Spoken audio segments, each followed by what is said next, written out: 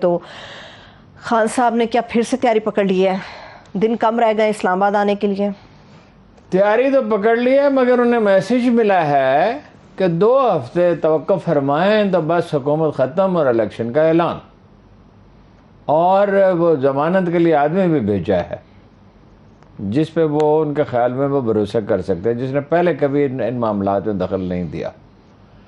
تو لیکن وہ میرا یہ خیال ہے کہ اب وہ ٹرسٹ تو نہیں کریں گے اور دباؤ برقرار رکھیں گے. اچھا، تاکہ یہ خوف کی حالت میں رہیں. اور بس ہی چلنے والا تو یہ کم ہے ہی نہیں، یہ تو ایسی ایک خوش فہمی ہے. لوگ جو ہے نا اپنی خواہش کو خبر بناتے ہیں کہ جی ہو جائے گا 200 ارب روپے کی آٹے کی سبسڈی. دے کہاں سے دے دیں گے 200 ارب روپے کی؟ بینکوں سے لیں گے. اور جیسے سستی روٹی اسکیم میں ہوا تھا، آدھا پیسہ تو اس میں کھایا جاتا ہے. یہ اہلکار اور سرکاری لیڈر اور پارٹی کے ورکر، یہ تو مجھے ایک وزیر نے دوسرے وزیر کے بارے میں بتایا نون لیگ کے، جس کی فلور ملے ہیں، اچھا، کہ وہ آدھا ٹرک بھیجتا تھا اور اس نے ساز باز کی ہوئی تھی. بھیجتا آدھا ٹرک تھا، پیسے پورے ٹرک کے لیتا تھا. ٹھیک. اور وہ اس کو کیا فائدہ؟ اچھا اب آپ کو بڑی دلچسپ بات بتاؤ، میں آج تک حیران ہوں کہ کیا لوگ کس طرح سوچتے ہیں. یہ تو میں نے آئیڈیا پیش کیا کہ تنور کھول دے، روٹی گندم ہو گئی 400 روپے سے اچانک کوئی 600 روپے. اچھا. اور وہ روٹی ہوگی 2 روپے کی ہوتی تھی. اب دیکھو کتنا عجیب لگتا ہے، 2 روپے کی تھی. ایسے رشید صاحب سے تحریک انصاف پنجاب کے صدر، لیکن ان کی ذاتی حیثیت میں نے ان سے کہا، اس پارٹی سے کوئی تعلق نہیں تھا. ٹھیک ہے. کیسے رشید 10-12 تنور کھولو اور وہ صرف 5,000 روپے ایک تنور کی تنخواہ، باقی پڑتی تو 2 روپے میں 3 میں بیچتے ہیں. تو 2-4 تنور کے میں پیسے دے دوں گا تو 10-12 کے تم دے دو. اچھا. وہ تو مجھ سے تو اس نے لیے ہی نہیں پیسے، اور 20 تنور اس نے کھول دیے. وہ ایسے بے تحاشا پیسے خرچ کرتے تھے. 40 کھول دیے، 50 کھول دیے. شہباز شریف صاحب پینک میں چلے گئے اور انہوں نے جناب اعلان کر جیسے 200-300 روپے ضائع کر دیے، جتنے بھی کیے، پتہ نہیں ایگزیکٹ اماؤنٹ کیا تھی. ان چیزوں سے نہیں تھا، ان کا خیال آئی خوش فہمی ایسے کر لیں گے، IMF سے قرضہ مل جائے گا، سعودی عرب سے مل جائے گا، ایشین ڈیولپمنٹ بینک سے مل جائے گا، ورلڈ بینک سے مل جائے گا. او بھائی نہیں ملے گا. قرض دینے میں ریلیکٹنٹ ہے ممالک، قرضہ واپس بھی تو لینا ہوتا ہے، سرمایہ بڑا سینسیٹیو ہوتا ہے. لیکن خان صاحب جو ہیں وہ دیکھیں نا، اب اس کی بڑی اور خطرناک جہاد پیدا ہو رہی ہیں کہ وہ محمود خان نے کہہ دیا کہ ہم اپنی فورس لے کے آئیں گے. جی. اچھا یہ دیکھو لطیفہ کہ اس کو ڈانٹ رہے ہیں کہ آٹا سستا کرو. کہاں سے سستا کریں؟ آٹے مارکیٹ میں ایک چیز کی قیمت ہوتی ہے، انٹرنیشنل مارکیٹ پتہ کیا، وہ تو بالکل اعداد و شمار جو ہے ہم سے غلطی ہوگی، $280 نہیں ہے، زیادہ ہے. یہاں پہنچ کر وہ $540 کاسٹ کرے گی، 4400 روپے من. 4400 روپے من، کئی گنا اوپر وہ تو چلی جائے گی. دگنا، ایگزیکٹلی دگنا. تو یہ تو ہم ایک اس میں اور عجیب پہلو ہے. کیا بھائی 10% گندم تو ہم ضائع کرتے ہیں. یہ جو چھلکا ہے جس میں وٹامن ای ہوتا ہے، جو اعصابی قوت آپ کو مہیا کرتا ہے اور مدافعتی نظام کو بہتر بناتا ہے اور ہاضمے کو بہتر بناتا ہے، وہ چھلکا نکال دیتے ہیں. نان کھاتے ہیں ربڑ کے لاہور والے. اب رفتہ رفتہ دوسرے شہروں میں بھی پھیل رہا ہے کہ یہ نرم ہوتے ہیں. بھائی نرم ہوتے ہیں بھائی صحت کے لیے، اور ذائقہ اچھا نہیں ہوتا. ذائقہ تو چھلکے والی روٹی کا اچھا ہوتا ہے. ہاں، وہ پیور جو جسے کہا جاتا ہے پیور گندم ہوتی ہے اس کے اندر. ٹھیک ہے ارون صاحب، اس کے اوپر تو آتے ہیں، ذرا خان صاحب کے اوپر ابھی رہتے ہیں. آپ نے جس طرح سے صرف یہ ایجوکیٹ کر دینا لوگوں کو. اچھا تنور میں جو روٹی پکتی ہے شہروں میں، یہ جلی ہوئی ہوتی ہے آدھی، یہ کچی ہوتی ہے، وہ کچھ حصہ ضائع ہوتا ہے. یہ ان کو بھیجنا چاہیے. سردیوں کی راتوں میں تنور والوں کو دورے کرائیں کہ سردیوں کی راتوں میں جب گندم کے کھیتوں کو پانی لگتا ہے دسمبر میں، جنوری میں، تو کتنی اذیت سے یہ پیدا کی جاتی ہے. جب کاٹنے کا وقت آتا ہے تو یہ مشکل ترین کام ہے گندم کاٹنا. اب تو خیر مشینوں سے کاٹی جاتی ہے، لیکن بہرحال اسی طرح چاول جب بویا جاتا ہے، پانی کھڑا ہوتا ہے کھیت میں، اس میں لگاتی ہیں عورتیں، لگاتی ہیں بندے لگاتے ہیں. انتہائی مشکل ہے. محنت طلب کام، مشقت طلب کام ہے. ٹھیک ہے.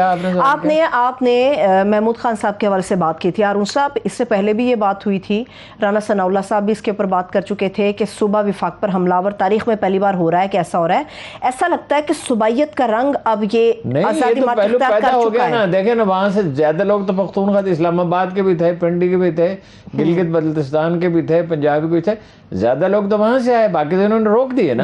جی اگر دیکھیں نا سپریم کورٹ اب دے دی، آپ اس پہ بات کرتے ہیں، اجازت دے دیتی ہے، تو معاملے کی نوعیت اور ہو جائے گی. تو وہ کہتے ہیں ہمیں اس لیے مارا کہ ہم پختونخوا سے آئے تھے. اور وہ تو وہاں تو ان کے اندر دیکھیے نا، تاریخی طور پر مزاج ہوتا ہے ہر علاقے کا. ان پہ تو ہمیشہ حملے ہوتے رہے ہیں نا، شمال سے، سینٹرل ایشیا سے حملے ہوتے رہے ہیں. 3000 برس کی تاریخ ہے. دیکھیں نا، یہ کہاں سے آئے تھے بلا؟ یہ بلاد شام سے آئے تھے. شام، لیبنان، اردن، یہ ایک ہی ملک تھا جس کو بلاد شام کہا جاتا تھا. ٹھیک. تو وہاں سے وہ تو ان پہ حملے ہوتے رہے، ان کا ایک مزاج بن گیا ہے اور وہ بہت سینسیٹیو ہیں. تو وہ کہتے ہیں ہمیں اس لیے مارا. اور وہ تو انہوں نے کیا، دیکھو نا، وہ تو تشدد اتنا کیا ہے. اب اس کی تفصیلات آ رہی ہیں. اتنا تشدد ہے، کتنے شیل وہ مجھے تعداد بھول گئی اتنی. وہ تو میں تو حیرت ہے، یہ تو جنگ میں استعمال کرنے کی اجازت نہیں ہے. ڈی چوک میں 35,000 کے قریب کی تعداد بتائی جا رہی ہے. 35,000 شیل. You imagine 35,000 shell. 35,000 تو آدمی نہیں تھے وہاں. 35,000 ہوں گے، 40,000 شاید ہوں گے، شاید آپ کہہ سکتے ہیں، کنفرم نہیں ہے. کم وہ کسی نے گنے تو نہیں نا. مگر ہر شخص کے لیے 2 انہوں نے آنسو گیس کے شیل رکھے ہوئے، کم سے کم 2 ہر ایک شخص. اب یہ جو ہے درندگی، اس کا نتیجہ بعد میں نکلتا ہے. یہ جب گھر گھر کہانی پہنچے گی، ہزاروں آدمی ہیں، ایک آدمی 2 کی کہانی 200-400 آدمی تک پہنچے گی. ایک کو سنائے گا، وہ آگے 10 کو سنائے گا، وہ 10 کو آگے سنائیں گے. اتنا تو اثر ایک کہانی رکھتی ہے. ٹھیک ہے. اور ڈاکٹر یاسمین راشد کے ساتھ کیا ہوا؟ ان کی ماں کی عمر کی وہ خاتون ہے، وہ اتنی بدتمیزی کر رہا ہے ان کے ساتھ، اور اس کو سمجھا رہے ہیں اور وہ سمجھتا نہیں ہے. یہ تو ایسی کوئی بریفنگ تھی. اسلام آباد کے آئی جی سے تو بہت شکایت ہے، تو ان کو تو اپریل میں برطرف ہونا تھا. سمری پہنچ چکی یاسمین صاحبہ کو. اور لگتا ہے کہ پنجاب کے آئی جی نے بھی اور پولیس نے بھی افسروں کو، میرا خیال ہے ذاتی طور پہ کہا گیا. دیکھیے دوسری طرف شہباز شریف کہتے ہیں ہم تو صلح چاہتے ہیں، ہم تو امن چاہتے ہیں، ہم تو یہ عجیب بات ہے. لیکن وہ یہ بھی کہتے ہیں کہ خان کی ڈکٹیٹرشپ نہیں چلے گی. وہ یہ بھی کہتے ہیں وزیر اعظم صاحب. ڈکٹیٹرشپ چل رہی تھی، وہ تو جلوس چل رہا تھا، وہ ڈکٹیٹرشپ تھی. یعنی عجیب بات ہے. جیسے وہ کہتے ہیں جی اس کی زک کی حمایت کی. اور بھائی جو مسلمان امیدوار تھا اس نے ہم جنس پرستی کی حمایت کی اور اس ایک ایسی جگہ سے اپنی الیکشن کا آغاز کیا. وہ پالیٹیشین اچھا ہے ویسے، کہ ایک وہ ایسی معیوب جگہ سے اس نے، قابل اعتراض، ہاں معیوب جسے ہم سمجھتے ہیں. تو وہ کیا تھا، میں نے کہا تھا اسے نہ کرو عمران خان سے، تو اس نے کہا اس میں فرق کیا ہے. وہ بھی اس کا بھی نقطہ نظر یہی ہے. صحیح ہے. ٹھیک ہے. ابھی کچھ دن پہلے میں رانا ثناء اللہ صاحب کو ایک نجی ٹی وی پہ اور یہ فرماتی ہیں محترمہ مریم نواز صاحبہ، کیا ہماری بدقسمتی ہے، ہمیں کن چیزوں پہ بات کرنی پڑتی ہے، کہ جی بھاگ کے چھپا ہوا ہے. والد صاحب وہاں ہیں، بھائی وہاں ہیں، اور بھائیوں نے کہہ دیا ہم پاکستانی شہری ہی نہیں ہیں. والد صاحب نے بھاگ کے چھپے ہوئے ہیں. چلیں، آپ نے اگر مریم صاحبہ کی بات کی تو میں ان کے ایگزیکٹ ورڈ آپ کو بتا دیتی ہوں. اسرائیل کے اوپر انہوں نے کہا ہے فتنہ خان، پاکستان میں واحد تم ہو جس کا اسرائیل سے خاندانی واسطہ ہے. وارننگ دیتی ہوں تمہیں، جھوٹ بولنے سے باز آ جاؤ ورنہ منہ چھپانے کی جگہ نہیں ملے گی. وہ تو منہ تو نہیں چھپا رکھا اس نے، وہ تو اسلام آباد آنا چاہتا ہے، وہ منہ چھپانا چاہتا ہے. نواز شریف صاحب بیٹھے ہوئے ہیں لندن میں، وہ کہتا ہے میں صاحب خلقت کو ساتھ لے کے اسلام آباد آتا ہوں، اور حساب ان کے ٹوٹ رہے ہیں، اوپر سے بہادر بنے ہوئے ہیں. رانا صاحب کہتے ہیں بھئی یہ خواب ہی ہے عمران خان کا کہ سڑک کے ذریعے آ جائے گا. رانا صاحب کا کہیں نام نشان ہی نہیں ہوگا. رانا کو کون پوچھے گا.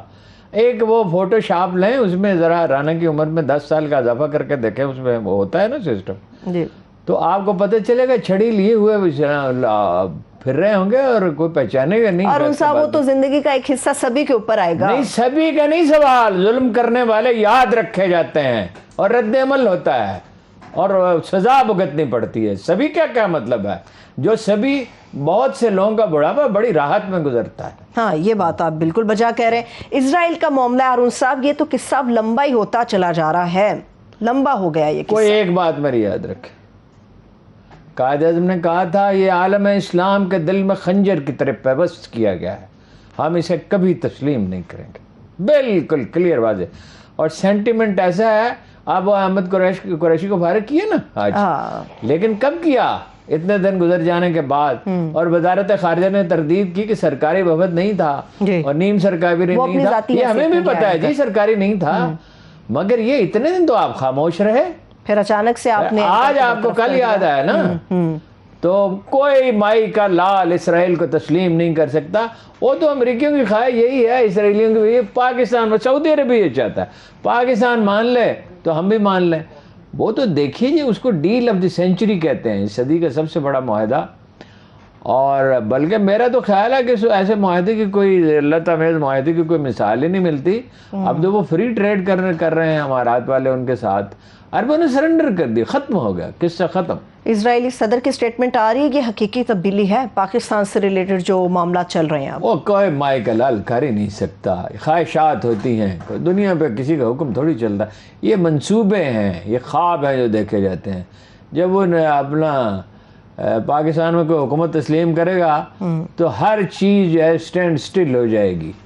اور یہ اب باقیوں کو آپ چھوڑیں, پاکستان آرمی کے جوان اور افسر نہیں مانیں گے, باقی کو تو آپ چھوڑی دیں. سوال ہی پیدا نہیں ہوتا. ٹھیک ہے, کوئی بھی نہیں مانے. سب ایک اس معاملے میں کوئی جو کرے گا نا, آپ نے دیکھا نہیں پچھلے 2 سال میں انڈیا کی وکالت جب کشمیر کے واقعات ہوئے, انڈین پروگرام دکھائے جاتے تھے ہمارے ٹیلی ویژن پہ. ہر بلیٹن میں ایک انڈین فلم کی نمائش ہونے والی جس کی ہوتی تھی, فلمیں تو وہاں بہت بنتی ہیں, اس کی تشہیر امیتابھ بچن کا پروگرام دکھایا جاتا تھا. وہ کہاں گیا پروگرام؟ وہ انڈین فلمیں جو سینما میں لگی وہ کہاں گئی؟ بین ہو. ٹھیک ہے, بین کرنا پڑتا ہے نا. دیکھو پبلک سینٹیمنٹ کی جو قوت ہے الٹیمیٹلی وہی نتیجہ پیدا کرتی ہے.